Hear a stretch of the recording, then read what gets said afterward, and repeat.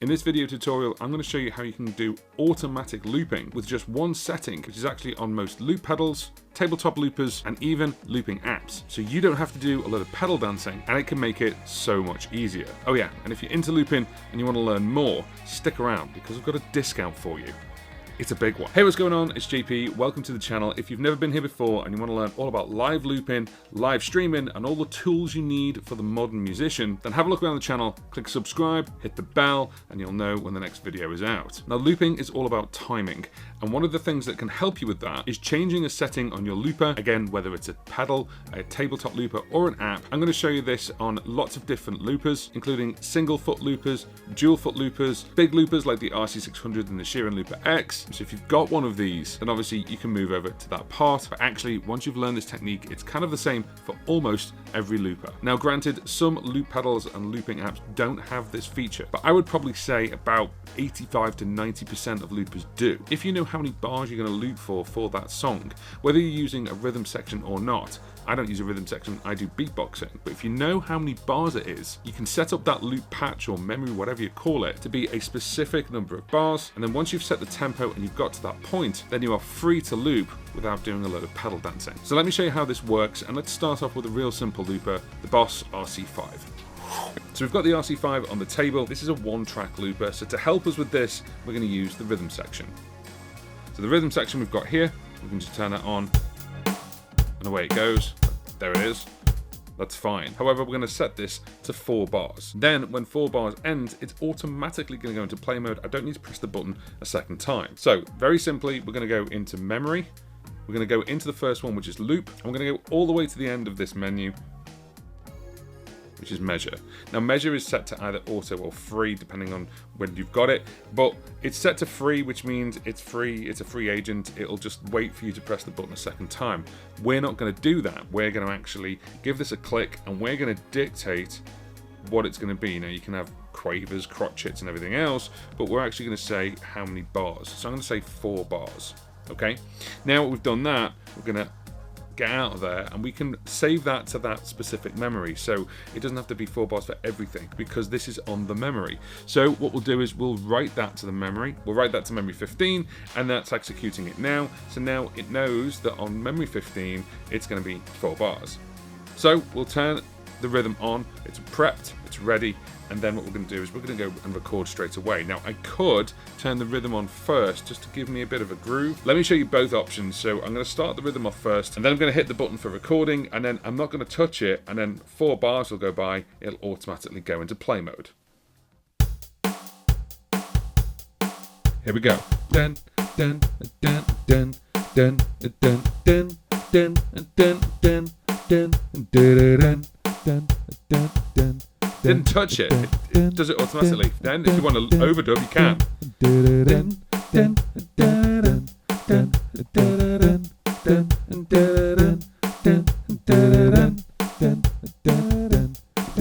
But that's obviously just what you would do anyway, and you just carry on. This is great because you can then just start the drums off as a little bit of an intro, and you're off. You're basically telling the looper what the BPM is, you're telling the looper how long it is, and it just figures it out. You don't have to press it a second time. One thing you can do with this to take this even further and not touch it is change it from record, play, dub to record, dub, play. So on the RC5, we go into memory, we go into loop, and we scroll across until you see record action. By default, it's set to record and then play. But what we're going to do is we're going to change that to record and then dub. This means you can start adding harmonies, or if you're playing guitar, you could add, a rhythm and then a solo over the top and record it all in without touching the pedal. The only thing you need to do is touch the pedal to stop the overdub. So now we've turned dub mode on. I've changed the rhythm to about 120 beats per minute. So let's just try this, and we'll put something down, and we'll put some harmonies down over the top. 1, 2, 3. Bum bum bum bum bum bum bum bum bum bum bum bum bum bum bum bum bum bum bum. Yeah. Yeah. Yeah. Yeah. Bum bum bum bum bum bum bum bum bum bum bum bum bum bum.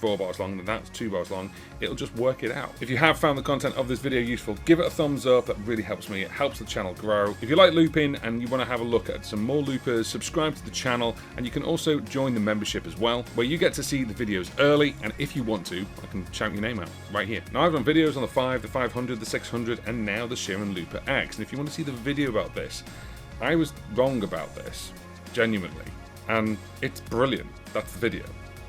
Go watch it.